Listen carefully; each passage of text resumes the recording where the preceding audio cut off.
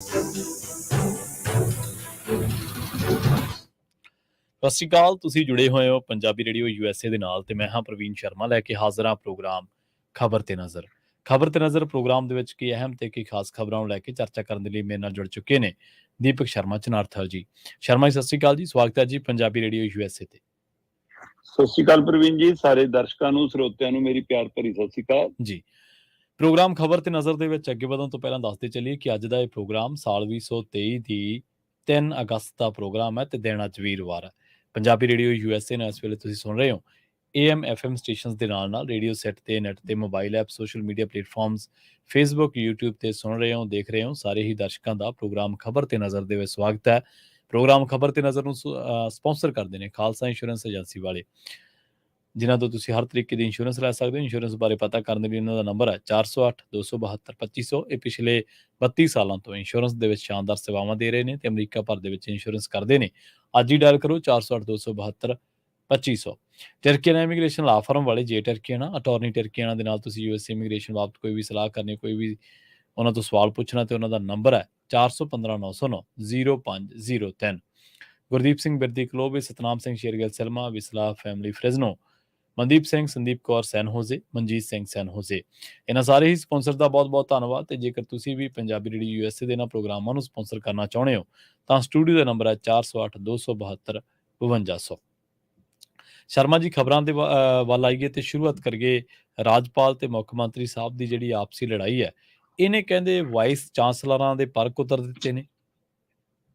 ਪ੍ਰਵੀਨ ਜੀ, ਜਦੋਂ ਇਹ ਮਾਮਲਾ ਸ਼ੁਰੂ ਹੋਇਆ ਸੀ, ਚਾਹੇ ਉਹ ਬਾਬਾ ਫਰੀਦ ਯੂਨੀਵਰਸਿਟੀ ਦੇ ਚਾਂਸਲਰ ਦੇ ਮਾਮਲੇ ਤੇ ਹੋਵੇ, ਹੈਨਾ, ਜਾਂ ਫਿਰ ਗਾਂ ਵੱਧਦਾ ਆਇਆ ਹੋਰ ਚਾਂਸਲਰਾਂ ਦੀ, ਵਾਈਸ ਚਾਂਸਲਰਾਂ ਦੀ ਨਿਯੁਕਤੀ ਤੇ ਮਾਮਲਾ ਆ ਜਾਵੇ, ਜਾਂ ਫਿਰ ਚਾਂਸਲਰ ਬਣਨ ਵਾਲਾ, ਜਦੋਂ ਵੀ ਇਹ ਮਾਮਲਾ ਉੱਠਿਆ ਮੈਂ ਤਦ ਕਹਿੰਦਾ ਰਿਹਾ ਕਿ ਇਹ ਇਹਨਾਂ ਦੀ ਨਿੱਜੀ ਨਿੱਜੀ ਲੜਾਈ ਪੰਜਾਬ ਲਈ ਭਾਰੀ ਪਊਗੀ ਜੀ। ਔਰ ਅੱਜ ਉਹ ਸਥਿਤੀ ਆ ਕੇ ਖੜੀ ਹੋ ਗਈ ਆ ਪ੍ਰਵੀਨ ਜੀ। ਹੁਣ ਹਾਲਤ ਇਹ ਆ ਕਿ ਚਾਂਸਲਰ ਜਿਹੜੇ ਲੱਗੇ ਹੋਏ ਨੇ ਪੰਜਾਬ ਦੀਆਂ ਯੂਨੀਵਰਸਿਟੀਆਂ ਦੇ ਜੀ, ਉਹਨਾਂ ਦੀ ਇੱਕ ਸਮਾਂ ਹੱਦ ਹੁੰਦੀ ਆ ਤੇ 3 ਸਾਲ ਦੀ ਨਿਯੁਕਤੀ ਹੈ ਜੀ, 2 ਸਾਲ ਦੀ ਨਿਯੁਕਤੀ ਹੈ ਜੀ, ਜਾਂ ਹੈਨਾ। ਫਿਰ ਉਹ ਤੋਂ ਬਾਅਦ ਜਦੋਂ ਸਮਾਂ ਹੱਦ ਪੂਰਾ ਹੁੰਦਾ ਜਾਂ ਤਾਂ ਨਵੇਂ ਲਈ ਪੈਨਲ ਭੇਜਿਆ ਜਾਂਦਾ ਉਹ ਤੋਂ ਪਹਿਲਾਂ ਹੀ, ਜਾਂ ਫਿਰ ਉਹਨਾਂ ਦਾ ਕਾਰਜਕਾਲ ਵਧਾਉਣ ਲਈ ਰਾਜਪਾਲ ਨੂੰ ਲਿਖਿਆ ਜਾਂਦਾ ਕਿ ਜੀ ਸਰਕਾਰ ਨੇ ਤੈਅ ਕਰ ਲਿਆ ਕਿ ਅਸੀਂ ਇਹਨਾਂ ਦਾ ਕਾਰਜਕਾਲ ਸਾਲ ਵਧਾਉਣਾ, ਸੋ ਰਾਜਪਾਲ ਨੇ ਰਸਮੀ ਉਹਦੇ ਪਰ ਮੋਹਰ ਲਾਉਣੀ ਹੁੰਦੀ ਹੈ ਕਿ ਠੀਕ ਹੈ ਜੀ, ਹੈਨਾ, ਕੰਮ ਸਰਕਾਰ ਨੇ ਦੇਖਣਾ, ਸਰਕਾਰ ਨੇ ਚਲਾਉਣਾ। ਸੋ ਇਸੇ ਲਈ ਜਦੋਂ ਰਾਜਪਾਲ ਏਦਾਂ ਤੰਗ ਕਰਨ ਲੱਗ ਗਿਆ ਸੀ ਤਾਂ ਹੀ ਮੁੱਖ ਮੰਤਰੀ ਹੋਰੀ ਉਹ ਬਿੱਲ ਲਿਆਏ ਕਿ ਹਾਂ ਭਾਈ ਫਿਰ ਵਾਈਸ ਚਾਂਸਲਰ ਜੇ ਲਾਉਣ ਲਈ ਤੰਗ ਕਰਨਾ ਤਾਂ ਚਾਂਸਲਰ ਮੈਂ ਹੀ ਬਣ ਜਾਣਾ, ਮੈਂ ਆਪਣੇ ਹਿਸਾਬ ਨਾਲ ਦੇਖ ਲੂੰਗਾ। ਸੋ ਇਸ ਲਈ ਉਹ ਜਦੋਂ ਹੁਣ ਇਹ ਮਾਮਲਾ ਹੁੰਦਾ ਤਾਂ ਰਾਜਪਾਲ ਨੇ ਮੋਹਰ ਲਾਉਣ ਦੀ ਬਜਾਏ ਅੜਿੱਕਾ ਡਾਉਣਾ ਸ਼ੁਰੂ ਕਰ ਦਿੱਤਾ। ਠੀਕ ਹੈ। ਰਾਜਪਾਲ ਕੋਲ ਚਿੱਠੀ ਜਾਂਦੀ ਆ ਪੰਜਾਬ ਸਰਕਾਰ ਦੀ ਕਿ ਅਸੀਂ ਆਹ 2 ਵਾਈਸ ਚਾਂਸਲਰਾਂ ਦਾ ਸਮਾਂ ਹੱਦ ਸਾਲ ਵਧਾਉਣਾ। ਉਹ ਸਾਲ ਵਧਾਉਣ ਦੀ ਬਜਾਏ ਛਾਂਕ ਕੇ ਕਹਿੰਦਾ ਨਹੀਂ 6 ਮਹੀਨੇ ਰੱਖੋ, ਤੇ ਇੱਕ ਥਾਂ ਤੇ ਕਹਿੰਦਾ 6 ਮਹੀਨੇ ਦਾ ਨਵਾਂ ਲੱਭੋ। ਸੋ ਇਹਦੇ ਨਾਲ ਯੂਨੀਵਰਸਿਟੀਆਂ ਦਾ ਸਿੱਖਿਆ ਦਾ ਸਿਸਟਮ ਜੀ ਚਾਂਸਲਰਾਂ ਕੋਲ ਅੱਧ ਵਿਚਾਲੇ ਛੱਡ ਕੇ ਨਵੇਂ ਦੀ ਨਿਯੁਕਤੀ, ਹੈਨਾ, ਤੇ ਮਤਲਬ ਜਿਹੜੇ ਲੱਗੇ ਹੋਏ ਨੇ ਉਹਨਾਂ ਨੂੰ ਇਹੀ ਰਹਿਣਾ ਕਿ ਪਤਾ ਨਹੀਂ ਸਾਡਾ ਕਦ ਨੰਬਰ ਆ ਜਾਣਾ, ਕੀ ਹੋ ਜਾਣਾ।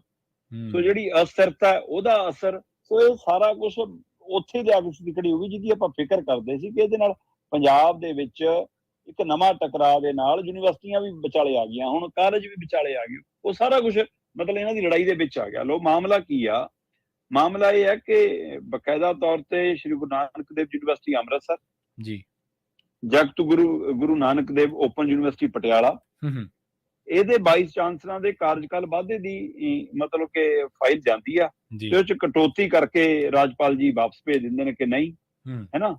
ਤੇ ਮਤਲਬ ਇੱਕ ਤਰ੍ਹਾਂ ਦਾ ਨਵਾਂ ਰਾਹ ਹੈ। ਤੇ ਇਹਦੇ ਵਿੱਚ ਕਟੌਤੀ ਦਾ ਵੀ ਕੀ ਹੈ ਹਿੱਲਾ, ਤੁਸੀਂ ਇਹ ਦੇਖੋ ਕਿ ਉਹ ਕਹਿੰਦੇ ਜੀ ਕਿ ਤਜਵੀਜ਼ ਭੇਜੇਗੀ ਰਾਜਪਾਲ ਨੂੰ ਕਿ ਭਾਈ ਇਹਨਾਂ ਨੂੰ 1 ਸਾਲ ਦਾ ਅਸੀਂ ਵਾਧਾ ਕਰਦੇ ਹਾਂ, ਪੰਜਾਬ ਸਰਕਾਰ ਨੇ ਫੈਸਲਾ ਲਿਆ, ਕਿਆ ਤੁਹਾਡੇ ਕੋਲ ਫਾਈਲ ਆ। ਇਹਨਾਂ ਦੋਵਾਂ ਦੇ ਵਾਧੇ ਚ ਰਾਜਪਾਲ ਕਹਿੰਦੇ ਨਹੀਂ ਜੀ ਸਿਫਾਰਿਸ਼ ਮੈਂ ਦਰਕਨਾਰ ਕਰਦਾ ਤੁਹਾਡੀ, ਇਹਨਾਂ ਦਾ ਵਾਧਾ 6 ਮਹੀਨੇ ਕਰਦਾ ਜੀ। 6 ਮਹੀਨੇ ਕਰਨ ਦਾ ਮਤਲਬ ਸਿਆਸੀ ਮਾਰ ਕਹਿੰਦੇ ਇਹਦਾ ਮਤਲਬ ਸਿੱਧਾ ਵਿਦਿਅਕ ਅਦਾਰਿਆਂ ਦੇ ਕੰਮਕਾਜ ਦੇ ਉੱਤੇ, ਉਹਦੇ ਦਾਖਲੇ ਦੇ ਉੱਤੇ, ਉਹਨਾਂ ਦੀ ਪੜ੍ਹਾਈ ਦੇ ਉੱਤੇ, ਉਹਨਾਂ ਸਿਸਟਮ ਚਲਾਉਣ ਦੇ ਉੱਤੇ ਸਿੱਧਾ ਅਸਰ ਪੈਣਾ ਜੀ। ਤੇ ਇਹਦੇ ਨਾਲ ਮਤਲਬ ਕਿ ਸਾਰਾ ਸਿਆਸੀ ਸੇਕ ਆ ਜਿਹੜਾ ਉਹ ਵਿਦਿਅਕ ਯੂਨੀਵਰਸਿਟੀਆਂ ਤੱਕ, ਕਾਲਜਾਂ ਤੱਕ ਜਾਣਾ, ਤੇ ਇਹ ਸਾਰਾ ਕੁਝ ਪੰਜਾਬ ਵਰਤਾਰੇ ਲਈ ਸਹੀ ਨਹੀਂਗਾ। ਠੀਕ ਹੈ। ਹੁਣ ਉਲਝੇ ਤੁਸੀਂ ਆਪ ਚੋਂ, ਟਕਰਾ ਤੁਹਾਡਾ ਆਪਣੇ ਅਹੁਦਿਆਂ ਨੂੰ ਲੈ ਕੇ ਆ, ਹੋਂਦ ਨੂੰ ਲੈ ਕੇ ਆ। ਉਹ ਕਹਿੰਦਾ ਹੁਣ ਚਾਂਸਲਰ ਮੈਂ ਬਣਨਾ, ਉਹ ਕਹਿੰਦਾ ਚਾਂਸਲਰ ਮੈਂ ਬਣਨਾ, ਤੇ ਜਿਹੜੇ 22 ਨੇ ਤੁਸੀਂ ਰਗੜ ਉਹਨਾਂ ਨੂੰ ਰਹੇ ਜੀ। ਇਹ ਸਾਰਾ ਨੁਕਸਾਨ ਆ ਜਿਹੜਾ ਪੰਜਾਬ ਲਈ ਬਹੁਤ ਔਖਾ ਹੈ। ਅਸਲ 'ਚ ਕਿਵੇਂ ਹੈ ਕਿ ਕੈਪਟਨ ਅਮਰਿੰਦਰ ਦੀ ਸਰਕਾਰ ਸੀ ਤੇ ਅਮਰਿੰਦਰ ਸਿੰਘ ਨੇ ਅਗਸਤ 2017 ਦੇ ਵਿੱਚ ਜਸਪਾਲ ਸਿੰਘ ਹੋਰਾਂ ਨੂੰ, ਜਿਵੇਂ ਮਤਲਬ ਕਿ ਗੁਰੂ ਨਾਨਕ ਜਸਪਾਲ ਸੰਧੂ ਹੋਰਾਂ ਨੂੰ ਗੁਰੂ ਨਾਨਕ ਦੇਵ ਯੂਨੀਵਰਸਿਟੀ ਅੰਮ੍ਰਿਤਸਰ ਦਾ ਵਾਈਸ ਚਾਂਸਲਰ ਲਾਇਆ 3 ਸਾਲ ਲਈ ਜੀ। ਦੂਜੀ ਵਾਰ ਕੈਪਟਨ ਸਰਕਾਰ ਨੇ ਉਹਦੇ ਕਾਰਜਕਾਲ ਦੇ ਵਿੱਚ ਜੂਨ 2020 ਦੇ ਵਿੱਚ 3 ਸਾਲ ਦਾ ਵਾਧਾ ਕਰਤਾ ਹੈ ਨਾ। ਠੀਕ ਹੈ। ਤੇ ਉਹ ਤੋਂ ਬਾਅਦ ਉਚੇਰੀ ਸਿੱਖਿਆ ਵਿਭਾਗ ਨੇ ਜਸਪਾਲ ਸੰਧੂ ਦੇ ਕਾਰਜਕਾਲ 'ਚ 3 ਸਾਲ ਦੇ ਵਾਧੇ ਦੀ ਸਿਫਾਰਿਸ਼ ਭੇਜਤੀ। ਮਤਲਬ ਜਿਹੜੇ ਰਾਜਪਾਲ ਸੀ ਉਹਨਾਂ ਨੇ ਮੰਨ ਲਓ ਮਨਜ਼ੂਰ ਕਰ ਲਈ। ਇਸ ਮਗਰੋਂ ਮੁੱਖ ਮੰਤਰੀ ਭਗਵੰਤ ਮਾਨ ਨੇ 1 ਸਾਲ ਦੇ ਕਾਰਜਕਾਲ ਦੇ ਵਾਧੇ ਦੀ ਸਿਫਾਰਿਸ਼ ਕੀਤੀ ਆ। ਜੀ। ਰਾਜਪਾਲ ਕਹਿੰਦਾ ਨਹੀਂ ਜੀ 1 ਸਾਲ ਦਾ ਮਨਜ਼ੂਰ ਨਹੀਂ, 6 ਮਹੀਨੇ ਦਾ ਵਾਧਾ ਕਰੂੰਗਾ ਤੇ ਨਾਲ ਹੀ ਸਰਕਾਰ ਨੂੰ ਕਹਤਾ ਕਿ ਨਵਾਂ ਵਾਈਸ ਚਾਂਸਲਰ ਲੱਭੋ। ਠੀਕ ਹੈ। ਯੂਨੀਵਰਸਿਟੀ ਅੰਮ੍ਰਿਤਸਰ ਲਈ ਇਸੇ ਤਰ੍ਹਾਂ ਦਾ ਵਰਤਾਰਾ ਵਾਪਰਿਆ ਜੀ। ਅਮਰਿੰਦਰ ਸਰਕਾਰ ਨੇ ਜਗਤ ਗੁਰੂ ਨਾਨਕ ਦੇਵ ਓਪਨ ਯੂਨੀਵਰਸਿਟੀ ਪਟਿਆਲਾ ਦਾ ਪਹਿਲਾ ਵਾਈਸ ਚਾਂਸਲਰ ਲਾਇਆ ਡਾਕਟਰ ਕਰਮਜੀਤ ਸਿੰਘ ਨੂੰ। ਠੀਕ ਹੈ ਜੀ। 3 ਸਾਲ ਵਾਸਤੇ ਲਾਇਆ, ਸਤੰਬਰ 2020 ਦੇ ਵਿੱਚ ਲਾਇਆ ਸੀਗਾ। ਤੇ ਮੁੱਖ ਮੰਤਰੀ ਭਗਵੰਤ ਮਾਨ ਨੇ ਕਹਿੰਦੇ ਕਰਮਜੀਤ ਸਿੰਘ ਦੇ ਕਾਰਜਕਾਲ ਦੇ ਵਾਧੇ ਦੀ ਵੀ 1 ਸਾਲ ਦੀ ਸਿਫਾਰਿਸ਼ ਭੇਜਤੀ ਤੇ ਰਾਜਪਾਲ ਨੇ ਉਹਦਾ ਵੀ ਵਾਧਾ 6 ਮਹੀਨੇ ਦਾ ਕਰਤਾ ਜੀ, ਛਾਂਕ ਕੇ 6 ਮਹੀਨੇ ਕਰਤਾ ਜੀ। ਹੁਣ ਇੱਧਰ Maharaja Ranjit Singh state technical university ਹੈ। ਠੀਕ ਹੈ ਜੀ। ਪ੍ਰੋਫੈਸਰ ਬੂਟਾ ਸਿੰਘ ਨੇ, ਉਹਨਾਂ ਦਾ ਕਾਰਜਕਾਲ ਨਵੰਬਰ 2023 ਚ ਖਤਮ ਹੋ ਜਾਣਾ ਜੀ। ਪੇਸ਼ ਫਸਣਾ। ਸੋ ਆਹ ਜਿਹੜਾ ਆਪਸੀ ਖਿੱਚੋਤਾਣਾ, ਆਪਸੀ ਲੜਾਈ ਹੈ, ਇਹਦੇ ਵਿੱਚ ਪੰਜਾਬ ਦੀਆਂ ਯੂਨੀਵਰਸਿਟੀਆਂ ਦਾ, ਪੰਜਾਬ ਦੇ ਕਾਲਜਾਂ ਦਾ, ਉਹਨਾਂ ਦੇ ਵਾਈਸ ਚਾਂਸਲਰਾਂ ਦਾ, ਉਹਨਾਂ ਦੇ ਪ੍ਰੋਫੈਸਰਾਂ ਦਾ, ਉਹਨਾਂ ਦੇ ਵਿਦਿਆਰਥੀਆਂ ਦਾ, ਉਹਨਾਂ ਦੇ ਮਾਪਿਆਂ ਦਾ ਕੀ ਕਸੂਰ ਆ, ਮੈਨੂੰ ਦੱਸੋ। ਇਹ ਗੱਲ ਬਹੁਤ ਦੂਰ ਤੱਕ ਅਸਰ ਕਰ ਰਹੀ ਹੈ। ਇਹਦਾ ਭਾਵ ਅਰਥ ਸਿਰਫ ਇੰਨਾ ਨੀਗਾ ਕਿ ਚਾਂਸਲਰ ਦਾ ਕਾਰਜਕਾਲ, ਚਾਂਸਲਰ ਨੇ ਕਾਰਜਕਾਲ 6 ਮਹੀਨੇ ਦੀ ਬਜਾਏ ਸਾਲ ਦੀ ਬਜਾਏ 6 ਮਹੀਨੇ ਕਰਤਾ, ਜਾਂ ਮੁੱਖ ਮੰਤਰੀ ਨੇ ਸਾਲ ਕੀਤਾ ਸੀ, ਰਾਜਪਾਲ ਨੇ। ਇਹ ਸਿਰਫ 6 ਮਹੀਨੇ ਸਮਾਂ ਘਟਾਉਣ ਦਾ ਪਹਿਲੂ ਨਹੀਂ ਹੈ, ਇਹ ਪੂਰਾ ਵਿਦਿਅਕ ਤੰਤਰ ਨੂੰ ਨੁਕਸਾਨ ਪਹੁੰਚਾਉਣ ਦੀ ਕੋਸ਼ਿਸ਼ ਹੈ। ਸੋ ਮੈਨੂੰ ਲੱਗਦਾ ਰਾਜਪਾਲ ਥੋੜਾ ਜਿਹਾ ਉਹਨੂੰ ਸਿੱਧੇ ਟਕਰਾਅ ਵੱਲ ਨੂੰ ਵੱਧ ਰਹੇ ਨੇ, ਜਿਹੜਾ ਪੰਜਾਬ ਲਈ ਸਹੀ ਨਹੀਂ ਹੈ। ਜਾਂ ਤਾਂ ਮੁੱਖ ਮੰਤਰੀ ਇੰਨੀ ਸਿਆਣਪ ਦਿਖਾ ਦੇਣ ਜੀ ਜੋ ਇਸ ਮਾਮਲੇ ਨੂੰ ਪਰੇ ਕਰਕੇ ਕਹਿਣ ਕਿ ਆਪਾਂ ਸੂਬਾ ਚਲਾਉਣਾ, ਠੀਕ ਹੈ ਨਾ, ਜਾਂ ਰਾਜਪਾਲ ਆਪਣੀ ਉਮਰ ਦੇ ਹਿਸਾਬ ਨਾਲ ਤਕਾਜ਼ਾ ਦਿਖਾਉਣ, ਉਮਰ ਦਾ ਸਮਝ ਦਿਖਾਉਣ, ਕਿ ਉਹ ਕਹਿਣ ਕਿ ਮੈਂ ਪੰਜਾਬ ਦੇ ਕੰਮਾਂ 'ਚ ਢੀਕਾਂ ਨਹੀਂ ਲਾਉਂਦਾ, ਭਾਈ ਪੰਜਾਬ ਨੂੰ ਆਪਣੇ ਹਿਸਾਬ ਨਾਲ ਚੱਲਣ ਦਿਓ। ਨਹੀਂ ਤਾਂ ਫਿਰ ਦਿੱਲੀ ਵਾਲਾ ਹਸ਼ਰ ਹੋਊਗਾ ਜੀ, ਦਿੱਲੀ 'ਚ ਦੇਖ ਰਹੇ ਕੀ ਹੋ ਰਿਹਾ। ਬਹੁਤ ਫਿਕਰਮੰਦੀ ਹੈ ਪਰ ਜੀ। ਜੀ ਬਿਲਕੁਲ। ਰਾਜਪਾਲਾਂ ਦਾ ਜਿਹੜਾ ਰੇੜਕਾ ਨਾ ਜੀ, ਉਹ ਸ਼ਰਮਾ ਜੀ, ਜਿੱਥੇ ਨੌਨ ਬੀਜੇਪੀ ਸਰਕਾਰਾਂ ਨੇ ਉੱਥੇ ਰੇੜਕਾ ਜ਼ਿਆਦਾ ਹੈ, ਜਿੱਥੇ ਬੀਜੇਪੀ ਸਰਕਾਰਾਂ ਉੱਥੇ ਰਾਜਪਾਲਾਂ ਨੂੰ ਕੁਛ ਨਹੀਂ, ਮਤਲਬ ਕੋਈ ਜ਼ਿਆਦਾ ਦਿੱਕਤਾਂ ਨਹੀਂ ਉੱਥੇ ਪੈਦਾ ਕਰਦੇ ਰਾਜਪਾਲ। ਉੱਥੇ ਸੰਵਿਧਾਨ ਸਾਰਾ ਕੁਝ ਸਹੀ ਕਰ ਰਿਹਾ, ਸਰਕਾਰਾਂ ਸਾਰਾ ਕੁਝ ਸਹੀ ਕਰ ਰਹੀਆਂ ਨੇ। ਅਸਲ ਦੇ ਵਿੱਚ ਮਸਲਾ ਤੇ ਸਵਾਲ ਤਾਂ ਇਹ ਵੀ ਹੈ ਨਾ ਸ਼ਰਮਾ ਜੀ, ਕਿ ਜੇਕਰ ਮੁੱਖ ਮੰਤਰੀ ਭਗਵੰਤ ਮਾਨ ਸਾਹਿਬ ਰਾਜਪਾਲ ਦੀ ਪੋਤੀ ਦਾ ਵਿਆਹ ਅਟੈਂਡ ਕਰ ਸਕਦੇ ਆ ਤੇ ਇੰਨੀਆਂ ਦੂਰੀਆਂ ਤਾਂ ਹੈ ਨਹੀਂ, ਇੰਨੀ ਕੁੜੱਤਣ ਤਾਂ ਹੈ ਨਹੀਂ ਗੀ, ਫਿਰ ਕੰਮ ਕਾਜ ਦੇ ਤੌਰ ਤੇ ਇੰਨੀ ਕੁੜੱਤਣ ਕਿਉਂ? ਬਿਲਕੁਲ ਇਹ ਗੱਲ ਤੁਹਾਡੀ ਦਰੁਸਤ ਹੈ ਕਿ ਜੇ ਉਹਨਾਂ ਪੋਤੀਆਂ ਲਈ ਜਾ, ਉਹਦੀ ਪੋਤੀ ਦੇ ਉਹਦੇ ਲਈ ਜਾ ਸਕਦੇ ਤਾਂ ਪੰਜਾਬ ਦੀ ਧੀਆਂ ਪੁੱਤਰਾਂ ਲਈ ਕਿਉਂ ਨਹੀਂ ਜਾ ਸਕਦੇ? ਬਿਲਕੁਲ ਸਹੀ ਗੱਲ ਜੀ। ਅਗਲੀ ਖਬਰ ਦੇ ਵੱਲ ਵਧੀਏ ਸ਼ਰਮਾ ਜੀ, ਤੇ ਆਪਾਂ ਗੱਲ ਕਰੀਏ ਇਸੇ ਤਰ੍ਹਾਂ ਇੱਕ ਹੋਰ ਅਹਿਮ ਮੁੱਦੇ ਨੂੰ ਲੈ ਕੇ, ਭਰਤਿੰਦਰ ਸਿੰਘ ਚਾਹਲ ਨੂੰ ਲੈ ਕੇ। ਸਭ ਫੜੇ ਜਾਣਗੇ, ਭਰਤਿੰਦਰ ਸਿੰਘ ਚਾਹਲ ਦੀ ਵਾਰੀ ਆ ਗਈ ਹੈ ਜੀ। ਤੇ ਭਰਤਿੰਦਰ ਸਿੰਘ ਚਾਹਲ ਨੇ 4-5 ਵਾਰ ਤਾਂ ਵਿਜੀਲੈਂਸ ਨੂੰ ਕਹਿੰਦੇ ਅਣਗੌਲਾ ਹੀ ਕਰੀ ਰੱਖਿਆ, ਪਰਵਾਹ ਨਹੀਂ ਕੀਤੀ ਪ੍ਰਵੀਨ ਜੀ। ਉਹਨਾਂ ਦੇ ਨੋਟਸ ਲੱਗੀ ਗਏ, ਦਰਵਾਜ਼ਿਆਂ ਮੂਹਰੇ ਪੇਕ ਕੇ ਚਲੇ ਗਏ, ਤਲਬ ਕਰੀ ਗਏ, ਜਨਾਬ ਆਇਓ ਨਹੀਂ।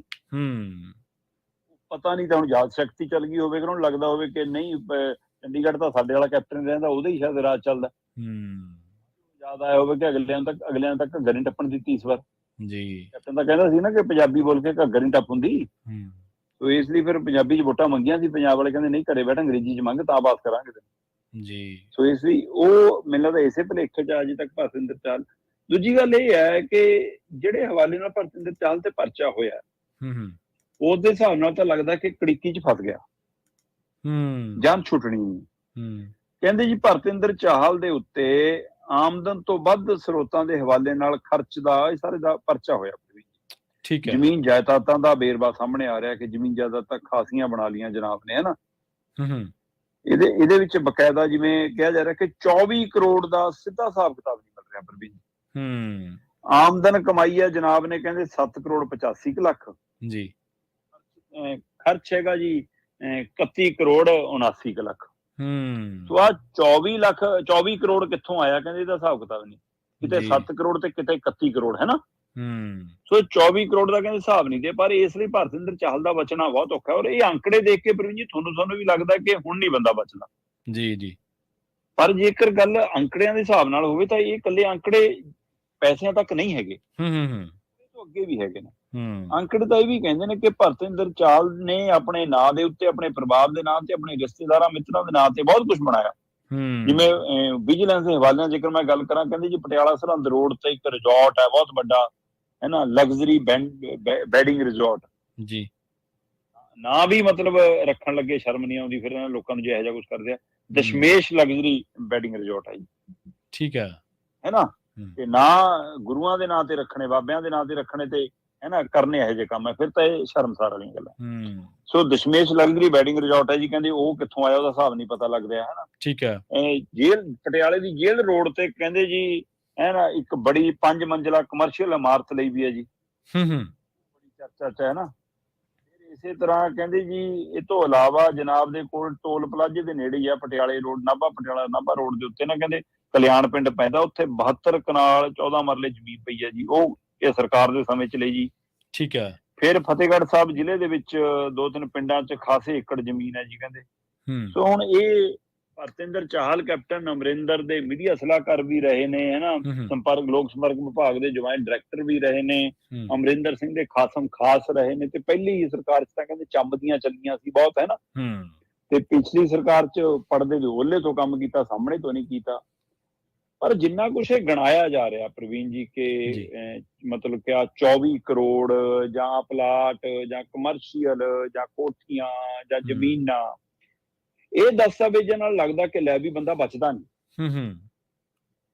ਇਹ ਦਸਤਾਵੇਜ਼ ਓਪੀ ਸੋਨੀ ਦੇ ਵੀ ਗਣਾਏ ਨੇ ਇਹਨਾਂ ਨੇ, ਗਣਾਏ ਨੇ, ਬਿਲਕੁਲ ਗਣਾਏ ਨੇ। ਇਹ ਦਸਤਾਵੇਜ਼ ਕੈਪਟਨ ਅਮਰਿੰਦਰ ਸਿੰਘ ਨੇ ਪ੍ਰਕਾਸ਼ ਸਿੰਘ ਬਾਦਲਾਂ ਦੇ ਵੀ ਗਣਾਏ ਸੀ ਜੀ, ਵੀ ਸੈਂਕੜਿਆਂ ਸੀ, ਤੇ ਮੁੱਕਰਨ ਲੱਗਿਆ 1 2 3 4 ਨਹੀਂ, ਸੈਂਕੜੇ ਹੀ ਮੁੱਕਰ ਗਏ, ਸਾਰੇ ਹੀ ਮੁੱਕਰ ਗਏ। ਜਿਹੜਾ ਫੜ ਕੇ ਲਿਆਇਆ ਸੀ, ਜਿਹਨੇ ਪੇਸ਼ ਕੀਤਾ ਸੀ, ਉਹ ਗਵਾਹ ਤੱਕ, ਉਹ ਤੱਕ ਪੁਲਿਸ ਅਧਿਕਾਰੀ ਮੁੱਕਰ ਗਏ ਜੀ। ਇਹ ਅੰਕੜੇ ਇਹਨਾਂ ਨੂੰ ਕੀ ਡਰਾਉਂਦੇ ਹੋਣਗੇ ਪ੍ਰਵੀਨ ਜੀ? ਕੀ ਇਹ ਲੋਕ ਡਰਨ ਵਾਲੇ ਹੈਗੇ ਜੀ? ਕੀ ਇਹ ਚਮੜੀ ਦੇ ਉੱਤੇ ਅਸਰ ਹੈਗਾ ਜੀ? ਕੀ ਇਹਨਾਂ ਦੇ ਡਿਕਸ਼ਨਰੀ ਦੇ ਵਿੱਚ ਬਸ਼ਰਮੀ ਸ਼ਬਦ ਹੈਗਾ? ਇਸ ਲਈ ਮੈਨੂੰ ਨਹੀਂ ਲੱਗਦਾ ਇਹ ਮਾਮਲਾ ਵਿਜੀਲੈਂਸ, ਉਹੀ ਵਿਜੀਲੈਂਸ ਚੰਨੀ ਦੇ ਸਮੇਂ ਸੀ, ਉਹੀ ਵਿਜੀਲੈਂਸ ਕੈਪਟਨ ਦੇ ਸਮੇਂ ਸੀ, ਉਹੀ ਵਿਜੀਲੈਂਸ ਬਾਦਲਾਂ ਦੇ ਸਮੇਂ ਰਹੀ ਹੈ। ਕੁਝ ਅਫਸਰ ਰਿਟਾਇਰ ਹੋ ਗਏ ਹੋਣੇ, ਕੁਝ ਨਵੇਂ ਆ ਗਏ ਹੋਣੇ, ਕੁਝ ਉਧਰ ਚਲੇ ਗਏ ਹੋਣੇ ਪੁਲਿਸ ਦੀ, ਕੁਝ ਇੱਧਰ ਆ ਗਏ ਹੋਣੇ ਜੀ। ਉਹੀ ਸਾਰਾ ਵਰਤਾਰਾ, ਤੇ ਹੁਣ ਬਸ ਆਕਾ ਬਦਲੇ ਨੇ, ਤੇ ਆਕਾ ਨੇ ਜਿਹੜਾ ਹੁਕਮ ਦਿੱਤਾ ਉਹ ਕਰਤਾ। ਇਹ ਸਾਰਾ ਕੁਝ ਤਣ ਪੱਤਣ ਲੱਗੂਗਾ, ਇਹਨਾਂ ਦੀਆਂ ਜਾਇਦਾਦਾਂ ਕੁਰਕ ਕਰਕੇ ਪੰਜਾਬ ਦੇ ਖਜ਼ਾਨੇ 'ਚ ਪੈਸਾ ਆਊਗਾ ਜੀ। ਇਹ ਬੇਦਾਗ ਹੋ ਕੇ ਬਾਹਰ ਆ ਜਾਣਗੇ, ਤੇ ਸਵਾਲ ਫਿਰ ਹੁਣ ਵਾਲੀ ਸਰਕਾਰ ਨੂੰ ਕਰਨਗੇ। ਜੇ ਤਾਂ ਇਹ ਸਿਆਸੀ ਡਰਾਮਾ ਹੈ ਪ੍ਰਵੀਨ ਜੀ, ਪੰਜਾਬ ਬਾਰ-ਬਾਰ ਠੋਕਰ ਖਾ ਰਿਹਾ ਜੀ। ਜੇ ਇਹ ਸਾਰੇ ਕਿੱਸੇ ਕਹਾਣੀਆਂ ਸਿਰੇ ਲੱਗਣਗੇ, ਕੀ ਕਰਦੇ ਆ ਕਿ ਪੰਜਾਬ ਦਾ ਖਜ਼ਾਨਾ ਨੱਕੋ ਨੱਕ ਭਰੂਗਾ, ਤੇ ਉਹਦੇ ਵਿੱਚੋਂ ਮੌਜੂਦਾ ਸਰਕਾਰ ਠੁੰਗ ਮਾਰ ਕੇ ਕਦੇ 45 ਲੱਖ ਦਾ ਜਹਾਜ਼, ਤੇ ਕਦੇ 5-5 ਇਹਨਾਂ ਕੋਠੀਆਂ, ਕਦੇ ਜੀ ਕਹਿੰਦੇ ਦਿੱਲੀ ਵਾਲੇ ਮਤਲਬ ਕਿ ਮਿਲੇ ਹੋਏ ਉਹ ਸਾਰੀ ਸਿਕਿਉਰਿਟੀ, ਖਜ਼ਾਨਾ ਪੰਜਾਬ ਦੇ ਸਿਰ ਚੋਂ ਫਿਰ ਇਹ ਖਰਚੇ ਨਹੀਂ ਹੋਣਗੇ, ਇਹ ਵੀ ਉਮੀਦ ਕਰਾਂਗੇ। ਜੀ, ਅਗਲੀ ਖਬਰ ਦੇ ਵੱਲ ਵਧੀਏ ਸ਼ਰਮਾ ਜੀ, ਤੇ ਆਪਾਂ ਗੱਲ ਕਰੀਏ ਨਗਰ ਕੌਂਸਲ ਚੋਣਾਂ ਦੀ। ਨਗਰ ਕੌਂਸਲ ਚੋਣਾਂ ਦਾ ਕਹਿੰਦੇ ਬਿਗਲ ਵੱਜ ਗਿਆ ਪੰਜਾਬ ਦੇ ਵਿੱਚ। ਹਾਂ ਬਿਲਕੁਲ ਪ੍ਰਵੀਨ ਜੀ, ਇਹਦੇ ਵਿੱਚ ਕੋਈ ਸ਼ੱਕ ਨਹੀਂਗਾ ਕਿ ਲੰਮੇ ਸਮੇਂ ਤੋਂ ਇੰਤਜ਼ਾਰ ਸੀ ਕਿ ਕੀ ਇਹ ਚੋਣਾਂ, ਕਿਉਂਕਿ ਕੁਝ ਜ਼ਿਲ੍ਹਿਆਂ ਦੇ ਵਿੱਚੋਂ ਅਜੇ ਤੱਕ ਵੋਟਾਂ ਹੀ ਨਹੀਂ ਪੂਰੀਆਂ ਬਣ ਪਾ ਰਹੀਆਂ ਸੀ। ਸਰਕਾਰ ਕਾਫੀ ਸਮਾਂ ਪਹਿਲਾਂ ਚਾਹੁੰਦੀ ਸੀ, ਖਾਸ ਕਰਕੇ ਸਰਕਾਰ ਦੀ ਇੱਛਾ ਸੀ, ਜਿੱਦਾਂ ਹੀ ਜਲੰਧਰ ਜਿਮਨੀ ਚੋਣ ਜਿੱਤੀ ਸੀ ਸਰਕਾਰ, ਉਹ ਚੋਣਾਂ ਤੋਂ ਤੁਰੰਤ ਚਾਹੁੰਦੀ ਸੀ। ਹੁਣ ਕੀ ਅਫਸਰਸ਼ਾਹੀ ਆਪਣੇ ਵਤੀਰੇ ਕਰਕੇ ਚੋਣਾਂ ਲਟਕਾ ਗਈ ਜੀ, ਜਾਂ ਸਰਕਾਰ ਦੀ ਇੱਛਾ ਸ਼ਕਤੀ ਕੋਈ ਇਹੋ ਜਿਹੀ ਬਦਲ ਗਈ ਕਿ ਅੱਗੇ ਪਾ ਲਈਏ, ਜਾਂ ਅਫਸਰਸ਼ਾਹੀ ਵੋਟਾਂ ਬਣਾਉਣ 'ਚ ਕਿਸੇ ਹੋਰ ਸ਼ਹਿਰ ਤੇ ਕੰਮ ਕਰ ਰਹੀ ਸੀ?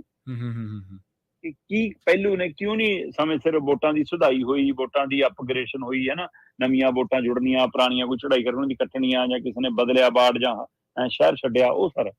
ਪਰ ਦੇਰ ਆਏ ਦੁਰਸਤ ਆਏ ਜੀ, ਚਲੋ ਪੰਜਾਬ 'ਚ ਨਵੰਬਰ 'ਚ ਹੁਣ ਨਗਰ ਕੌਂਸਲ ਤੇ ਨਗਰ ਪੰਚਾਇਤ ਦੀਆਂ ਚੋਣਾਂ ਹੋਣਗੀਆਂ। ਇਹ 'ਚ ਕੁਝ ਜਿਹੜੇ ਨਗਰ ਨਿਗਮ ਦੀਆਂ ਜਾਂ ਕਿਸੇ ਥਾਵਾਂ ਦੀਆਂ ਜਿਹੜੀਆਂ ਉਹ ਵਾਰਡ ਨੇ ਜਿੱਥੇ ਉਪ ਚੋਣ ਹੋਣੀ, ਉਹ ਵੀ ਨਾਲੇ ਹੋਣਗੀਆਂ ਜੀ। 3 ਨਿਗਮਾਂ ਦੇ 5 ਤੇ ਮਿਊਨਿਸਪਲ ਕੌਂਸਲ ਤੇ ਨਗਰ ਪੰਚਾਇਤਾਂ ਦੇ 27 ਵਾਰਡਾਂ 'ਚ ਜਿਮਨੀ ਚੋਣ ਵੀ ਹੋਣੀ ਹੈ। ਮਤਲਬ 39 ਮਿਊਨਿਸਪਲ ਕੌਂਸਲਾਂ ਨੇ, ਨਗਰ ਪੰਚਾਇਤਾਂ ਨੇ, ਉੱਥੇ ਸਾਰੇ ਥਾਵਾਂ ਦੇ ਉੱਤੇ ਨਵੰਬਰ ਮਹੀਨੇ 'ਚ ਚੋਣ ਕਰਾਉਣ ਦਾ ਫੈਸਲਾ ਲਿਆ ਜੀ ਪੰਜਾਬ ਸਰਕਾਰ ਨੇ। ਹਾਂਜੀ।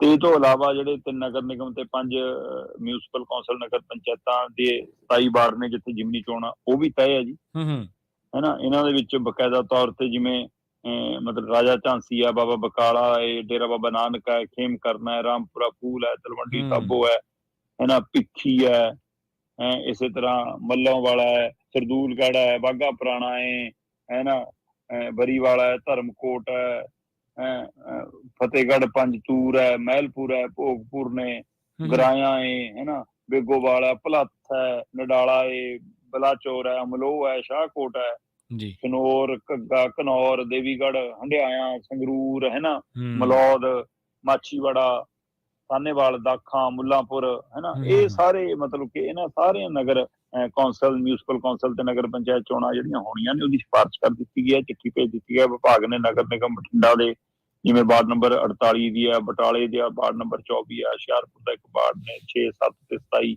ਇਹਨਾਂ ਥਾਵਾਂ ਦੀ ਜਿਮਨੀ ਚੋਣਾਂ ਹੋਣੀਆਂ, ਉਹਦਾ ਵੀ। ਸੋ ਜਿੰਨੀਆਂ ਜਿਮਨੀ ਚੋਣਾਂ ਰਹਿੰਦੀਆਂ ਉਹਨਾਂ ਦੇ ਲਈ ਵੀ, ਔਰ ਜਿੱਥੇ ਸਿੱਧੀਆਂ ਚੋਣਾਂ ਨੇ ਕੌਂਸਲ ਦੀਆਂ ਜਾਂ ਨਗਰ ਪੰਚਾਇਤ ਦੀਆਂ, ਉਹ ਵੀ। ਉਹ ਤੋਂ ਬਾਅਦ ਫਿਰ ਪੰਜਾਬ ਦੇ ਪਿੰਡਾਂ ਦੀਆਂ 12,000 13,000 ਜਿੰਨੇ ਪਿੰਡ ਨੇ, ਉਹਨਾਂ ਦੀ ਪੰਚਾਇਤਾਂ ਦੀ ਚੋਣਾਂ, ਉਹ ਵੀ ਫਿਰ ਆਉਣ ਵਾਲੇ ਸਮੇਂ ਦੇ ਵਿੱਚ ਸਾਹਮਣੇ ਆਉਣ ਵਾਲੀਆਂ ਨੇ। ਸੋ ਉਹਦੇ ਉੱਤੇ ਵੀ ਦੇਖਣ ਵਾਲੀ ਗੱਲ ਹੋ ਕਿ ਕੀ ਸਰਕਾਰ ਉਸ ਨੂੰ ਤੁਰੰਤ ਕਰਾਉਂਦੀ ਹੈ ਜਾਂ ਉਹਨੂੰ 2024 ਤੋਂ ਬਾਅਦ ਕਰਾਉਂਦੀ ਹੈ, ਕਿਉਂਕਿ ਇਹਨਾਂ ਨੂੰ ਇਹ ਵੀ ਲੱਗੂਗਾ ਕਿ 2024 ਦੇ ਵਿੱਚ MP ਦੀਆਂ ਚੋਣਾਂ ਨੇ, ਇੱਕ ਪਿੰਡ ਦੇ ਵਿੱਚ ਆਮ ਆਦਮੀ ਪਾਰਟੀ ਦੇ 3 ਤੋਂ 5 ਉਮੀਦਵਾਰ ਦਾਅਵੇਦਾਰ ਨੇ ਜੀ ਸਰਪੰਚ ਦੇ। ਜੀ। ਤੇ ਜੇ ਪਹਿਲਾਂ ਚੋਣਾਂ ਹੋ ਗਈਆਂ ਤਾਂ 4 ਤਾਂ ਨਾਰਾਜ਼ ਪੱਕੇ ਹੋਣਗੇ ਨਾ। ਤੋ ਇਸ ਲਈ 5 ਨੂੰ ਮਤਲਬ ਕਿ ਮਿੱਠੀ ਗੋਲੀ ਦੇ ਕੇ ਰੱਖਣਗੇ, ਹਨਾ ਜੀ। 5 ਨੂੰ, 3 ਨੂੰ, 2 ਨੂੰ, ਜਿੰਨੇ ਵੀ ਹੋਣਗੇ ਥਾਪੜਾ ਦੇ ਕੇ ਰੱਖਣਗੇ, ਬਾਅਦ ਚ ਇਹਨੂੰ ਲੜਾਓ। ਸੋ ਇਹ ਉਮੀਦ ਕੀਤੀ ਜਾ ਰਹੀ ਹੈ ਕਿ ਪੰਚਾਇਤੀ ਚੋਣਾਂ ਸ਼ਾਇਦ ਲਟਕ ਕੇ ਹੋ ਜਾਣ। ਪੰਚਾਇਤੀ ਚੋਣਾਂ ਸ਼ਾਇਦ 2024 ਦੀਆਂ ਲੋਕ ਸਭਾ ਚੋਣਾਂ ਤੋਂ ਬਾਅਦ ਹੋਣ, ਤਾਂ ਕਿ ਸਾਰਿਆਂ ਨੂੰ ਮਤਲਬ ਕਿ ਰਬੜ ਦੇ ਮੁੰਡੇ ਦਿੱਤੇ ਜਾ ਸਕਣ ਕਿ ਕੋਈ ਨਾ, ਤੈਨੂੰ ਵੀ ਸਰਪੰਚ, ਤੈਨੂੰ ਵੀ ਸਰਪੰਚ।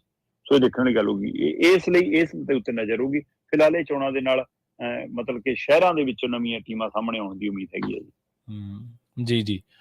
ਤੇ ਦਿੱਲੀ ਸੇਵਾਵਾਂ ਸੋਧ ਬਿੱਲ ਜਿਹੜਾ ਉਹ ਅਮਿਤ ਸ਼ਾਹ ਨੇ ਧੱਕੇ ਦੇ ਨਾਲ ਪਾਸ ਕਰਵਾਇਆ ਜੀ। ਬਿਲਕੁਲ, ਤੁਸੀਂ ਦਰੁਸਤ ਕਹਿ ਸਕਦੇ ਹੋ ਜੀ, ਧੱਕੇ ਨਾਲ ਪਾਸ ਕਰਾਇਆ। ਮਤਲਬ ਕੇਜਰੀਵਾਲ ਹੋਰੀ ਕਹਿੰਦੇ ਜੀ ਕਿ ਅਮਿਤ ਸ਼ਾਹ ਕੋਲ ਕੋਈ ਦਲੀਲ ਨਹੀਂ ਸੀ ਇਹ ਬਿੱਲ ਨੂੰ ਪਾਸ ਕਰਾਉਣ ਲੱਗਿਆ। ਠੀਕ ਹੈ। ਕੋਈ ਉਹ ਪੱਖ ਨਹੀਂ ਰੱਖ ਸਕੇ ਕਿ ਹਾਂ ਉਹ ਕਿਉਂ ਪਾਸ ਕਰਾ ਰਹੇ ਨੇ, ਕਿਹੜੇ ਆਧਾਰ ਤੇ ਪਾਸ ਕਰਾ ਰਹੇ। ਮਤਲਬ ਸ਼ਾਹ ਨੇ ਤਾਂ ਇਹੀ ਕਿਹਾ ਕਿ ਕੇਂਦਰ ਕੋਲ ਅਧਿਕਾਰ ਹੈ ਜੀ, ਕੇਂਦਰ ਨੂੰ ਇਹ ਕਾਨੂੰਨ ਬਣਾ ਸਕਦਾ ਜੀ ਕੇਂਦਰ, ਹੈਨਾ, ਇਹਦੇ ਵਿੱਚ ਕੋਈ ਗਲਤ ਨਹੀਂਗਾ ਜੀ, ਹੈਨਾ, ਇਹ ਦੱਸਣਗੇ ਲੋਕਤੰਤਰ ਦਾ, ਇਹ ਤਾਂ ਆਪਣਾ ਗੱਠਜੋੜ ਬਚਾਉਂਦੇ ਫਿਰਦੇ ਨੇ। ਸੁਪਾਰੀ ਜਿੰਨਾ ਕਹਿੰਦਾ ਕਿ ਅਮਿਤ ਸ਼ਾਹ ਦੇ ਬੋਲ ਦੇਖੋ ਕਿ ਚਾਹੇ ਮੈਂ ਕਹਿੰਦਾ ਰਾਈ ਹੈ ਤੇ ਚਾਹੇ ਸੁਪਾਰੀ ਹੈ ਤੇ ਚਾਹੇ ਪਹਾੜ ਹੈ, ਪ੍ਰਵੀਨ ਜੀ। ਅਸੀਂ ਦੇਸ਼ ਜਨਤਾ ਕੋਈ ਸਵਾਲ ਖੜਾ ਕਰੇ ਤਾਂ ਠੀਕ ਹੈ, ਤੁਸੀਂ ਚੁਣੇ ਹੋਏ ਮੈਂਬਰ ਹੋ, ਸੰਸਦ ਮੈਂਬਰ ਹੋ, ਸੰਸਦ ਮੈਂਬਰ ਤੋਂ ਅੱਗੇ ਤੁਸੀਂ ਸਰਕਾਰ ਚੋਂ, ਸਰਕਾਰ ਤੋਂ ਅੱਗੇ ਤੁਸੀਂ ਦੇਸ਼ ਦੇ ਗ੍ਰਹਿ ਮੰਤਰੀ ਹੋ ਜੀ। ਔਰ ਜਿਹੜੀ ਪਾਰਟੀ ਬਾਰੇ ਤੁਸੀਂ ਸਵਾਲ ਖੜਾ ਕਰ ਰਹੇ ਹੋ ਉਸ ਨੂੰ ਭਾਰਤੀ ਚੋਣ ਕਮਿਸ਼ਨ ਨੇ ਰਾਸ਼ਟਰੀ ਪਾਰਟੀ ਦਾ ਦਰਜਾ ਦਿੱਤਾ। ਠੀਕ ਹੈ। ਉਸ ਪਾਰਟੀ ਨੂੰ ਕਹਿੰਦੇ ਸੁਪਾਰੀ ਜਿੰਨੀ ਪਾਰਟੀ ਹੈ, ਉਹਨੂੰ ਨਾਲ ਰੱਖਣ ਦੇ ਲਈ ਆ ਗੱਠਜੋੜ ਵਾਲੇ ਕਹਿੰਦੇ ਕਿ ਉਹਦੇ ਮਗਰ ਲੱਗ ਕੇ ਰੌਲਾ ਪਾਈ ਜਾਂਦੇ ਨੇ, ਜਦ ਕਿ ਇਹਨਾਂ ਨੂੰ ਵੀ ਪਤਾ ਕਿ ਕਾਨੂੰਨ 'ਚ ਅਸੀਂ ਕੁਝ ਨਹੀਂ ਗਲਤ ਕੀਤਾ, ਇਹ ਬਿੱਲ ਜਿਹੜਾ ਵੀ ਪਾਸ ਕੀਤਾ ਸਹੀ ਕੀਤਾ।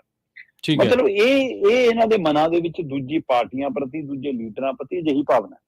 ਬਖਸ਼ਦਾ ਕੋਈ ਨਹੀਂ ਜਿਹਨੂੰ ਮੌਕਾ ਲੱਗਦਾ। ਕੇਜਰੀਵਾਲ ਨੂੰ ਜਦ ਮੌਕਾ ਲੱਗਦਾ ਕੇਜਰੀਵਾਲ ਵੀ ਇਹੀ ਸ਼ੈਲੀ 'ਚ ਬੋਲਦਾ ਜੀ। ਜੀ। ਕਾਂਗਰਸੀਆਂ ਨੂੰ ਜਦ ਮੌਕਾ ਲੱਗਿਆ ਕਾਂਗਰਸੀ ਵੀ ਇਹੀ ਬੋਲਦੇ ਰਹੇ ਨੇ, ਉਹਨਾਂ ਦੇ ਹੱਥਾਂ 'ਚ ਡੋਰ ਰਹੀ ਹੈ। ਜੇ ਹੁਣ ਮੋਦੀ ਉਹਨਾਂ ਦੇ ਹੱਥ 'ਚ ਤਾਂ ਉਹ ਵੀ ਇਹੀ ਬੋਲਦੇ ਨੇ ਨਾ। ਸੋ ਇਸ ਲਈ ਇਹ ਸਾਰਾ ਵਰਤਾਰਾ ਜਾਰੀ ਹੈ ਔਰ ਬਕਾਇਦਾ ਤੌਰ ਤੇ ਅੰਦਰ ਹਗਾਮਾ ਹੁੰਦਾ। ਆਪਾਂ ਪਹਿਲਾਂ ਗੱਲ ਕਰ ਚੁੱਕੇ ਹਾਂ ਜਦੋਂ ਬਿੱਲ ਪੇਸ਼ ਕੀਤਾ ਗਿਆ ਸੀ, ਹੈ ਨਾ। ਉਸ ਤੋਂ ਬਾਅਦ ਹੁਣ ਫਿਰ ਮਤਲਬ ਕਿ ਇਹਨੂੰ ਬਕਾਇਦਾ 3 ਅਗਸਤ ਨੂੰ ਜੇਕਰ ਭਾਰਤੀ ਸਮੇਂ ਅਨੁਸਾਰ ਦੇਖੀਏ ਤਾਂ 11ਵਾਂ ਦਿਨ ਸੀਗਾ ਮਾਨਸੂਨ ਸੈਸ਼ਨ ਦਾ, ਜਿਹਦੇ ਵਿੱਚ ਇਹ ਬਿੱਲ ਨੂੰ ਮਤਲਬ ਕਿ ਲਿਆਂਦਾ ਪਹਿਲਾਂ ਗਿਆ ਸੀ, ਬਹਿਸ ਦੀ ਮਨਜ਼ੂਰੀ ਮਿਲ ਗਈ ਸੀ ਬਿਰਲਾ ਜੀ ਹੋਰਾਂ ਵੱਲੋਂ, ਤੇ ਅੱਜ ਬਹਿਸ ਦੇ ਦੌਰਾਨ ਖੂਬ ਹਗਾਮਾ ਹੋਇਆ, ਤਕਰਾਰ ਹੋਈ ਤੇ ਆਖਰ ਬਿਰਲਾ ਜੀ ਉਹਨਾਂ ਨੇ ਕਹਿ ਕੇ ਠੀਕ ਆ ਫਿਰ ਬਾਹਾਂ ਖੜੀਆਂ ਕਰਾ ਕੇ ਵੋਟਾਂ ਪਵਾ ਲਓ। ਇਹ ਤਾਂ ਪਤਾ ਹੀ ਸੀ ਕਿ ਬਹੁ ਗਿਣਤੀ ਉਧਰ ਤੇ ਵਿਰੋਧੀ ਫਿਰ ਉੱਠ ਕੇ ਚਲੇ ਗਏ, ਵਾਕਆਊਟ ਕਰ ਗਏ। ਪਰ ਪੰਜਾਬ ਤੋਂ ਦਿੱਲੀ ਨਾਲ ਸੰਬੰਧਿਤ ਹੈ ਜੀ। ਦਿੱਲੀ ਦੇ ਵਿੱਚ ਮਤਲਬ ਕਿ LG ਨੂੰ ਵੱਧ ਅਧਿਕਾਰ ਦੇਣ ਵਾਲਾ ਬਿੱਲ ਹੈ।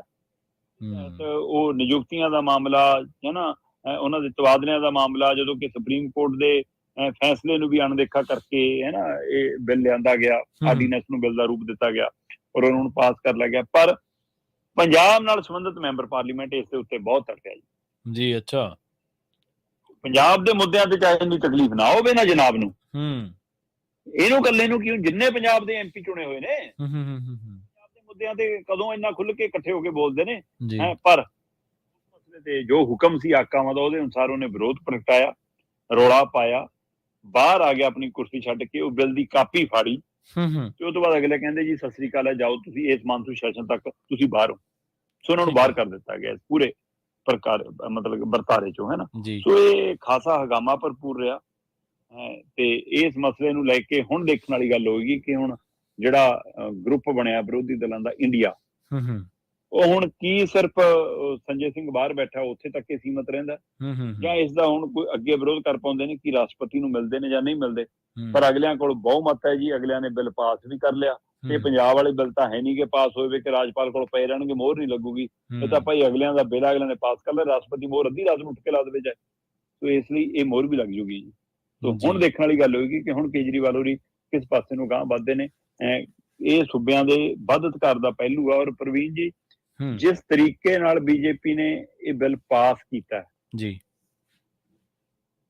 ਦਿਨ ਵੀ ਯਾਦ ਰੱਖਿਓ। ਔਰ ਬਹੁਤ ਦੇਰ ਪਹਿਲਾਂ ਮੈਂ ਗੱਲ ਕਰਦਾ ਰਿਹਾ ਕਿ ਮੇਰੇ ਕੋਲ ਜੋ ਜਾਣਕਾਰੀ ਮਿਲ ਰਹੀ ਹੈ ਉਹ ਇਹੀ ਹੈ ਕਿ ਹੌਲੀ ਹੌਲੀ ਕੇਂਦਰ ਸਰਕਾਰ, ਭਾਜਪਾ ਸਰਕਾਰ, ਮੋਦੀ ਸਰਕਾਰ ਇਸ ਹੀਲੇ ਵੱਲ ਵੱਧ ਰਹੀ ਆ ਕਿ ਜੇ ਅਗਲੀਆਂ ਵਿਧਾਨ ਸਭਾ ਚੋਣਾਂ 'ਚ ਅਸੀਂ ਦਿੱਲੀ 'ਚ ਨਹੀਂ ਜਿੱਤਣ ਵਾਲੀ ਸਥਿਤੀ 'ਚ ਜਿਹੜਾ ਅਰਧ ਸੂਬੇ ਦਾ ਵੀ ਦਰਜਾ ਹੈ, ਅਰਧ ਡਿਊਟੀ ਵੀ ਬਣਾਈ ਹੈ ਨਾ, ਉਹ ਵੀ ਪੂਰੀ ਕਰਕੇ ਇਹਨੂੰ ਸੰਪੂਰਨ ਡਿਊਟੀ ਬਣਾ ਦਿਓ ਤਾਂ ਕਿ ਸਾਡੇ ਹੱਥ ਕੰਟਰੋਲ ਆ ਜਾਵੇ। ਇਹ ਉਸ ਵੱਲ ਵੱਧ ਰਹੇ ਨੇ। ਕੇਜਰੀਵਾਲ ਲਈ ਚੰਗਾ ਹੁੰਦਾ ਜੇਕਰ ਉਸ ਸਮੇਂ ਜਦੋਂ ਧਾਰਾ 370 ਦਾ ਮੁੱਦਾ ਸੀ, ਜਦੋਂ ਉਦੋਂ ਜੰਮੂ ਕਸ਼ਮੀਰ ਨੂੰ ਡਿਊਟੀ ਦੇ ਵਿੱਚ ਬਦਲਿਆ ਗਿਆ, ਉਹਨਾਂ ਲੋਕਾਂ ਤੋਂ ਅਧਿਕਾਰ ਖੋਏ ਗਏ, ਚੁਣੇ ਨੁਮਾਇੰਦਿਆਂ ਨੂੰ ਲਾਂਭੇ ਕੀਤਾ ਗਿਆ। ਮੈਂ ਕਹਿੰਦਾ ਉੱਥੇ ਲੱਖ ਮੁਸ਼ਕਲਾਂ ਆਉਣ, ਲੱਖ ਊਣਤਾਈਆਂ ਆਉਣ, ਪਰ ਸੂਬਿਆਂ ਦੇ ਅਧਿਕਾਰ ਖੋਣ ਦਾ ਤੁਹਾਨੂੰ ਕਿਹਨੇ ਅਧਿਕਾਰ ਦਿੱਤਾ? ਤਦ ਜੇਕਰ ਕੇਜਰੀਵਾਲ ਇਹਨਾਂ ਵਾਲੇ ਪਾਲੇ 'ਚ ਨਾ ਖੜਾ ਹੁੰਦਾ, ਅੱਜ ਸਥਿਤੀ ਹੋਰ ਹੁੰਦੀ ਜੀ। ਬਿਲਕੁਲ, ਅੱਜ ਜੋ ਬੀਜੋਗੇ ਉਹ ਵੱਢੋਗੇ, ਜੋ ਉਸ ਸਥਿਤੀ ਦੇ ਵਿੱਚ ਆ। ਪਰ ਬੀਜੇਪੀ ਨੂੰ ਅਜੇ ਵੀ ਇਹ ਹੈ ਕਿ ਜੇਕਰ ਤਾਂ ਅਗਲੀ ਵਾਰ ਜਿੱਤ ਰਹੇ ਹੋਈਏ ਫਿਰ ਰੱਖ ਲਾਂਗੇ ਮੁੱਖ ਮੰਤਰੀ ਆਪਣਾ ਬੁਲਾਵਾਂਗੇ, ਜੇ ਨਾ ਹੋਇਆ ਤਾਂ ਇੱਥੇ ਪੂਰੀ ਤਰ੍ਹਾਂ ਰਾਜਪਾਲ ਨੂੰ, ਇਹ ਉਪ ਰਾਜਪਾਲ ਨੂੰ ਦੋ ਸੌਂਪ ਦਾਂਗੇ। ਸੋ ਇਹ ਉਸ ਪਾਸੇ ਨੂੰ ਜਾਣਗੇ ਜਨਾਬ।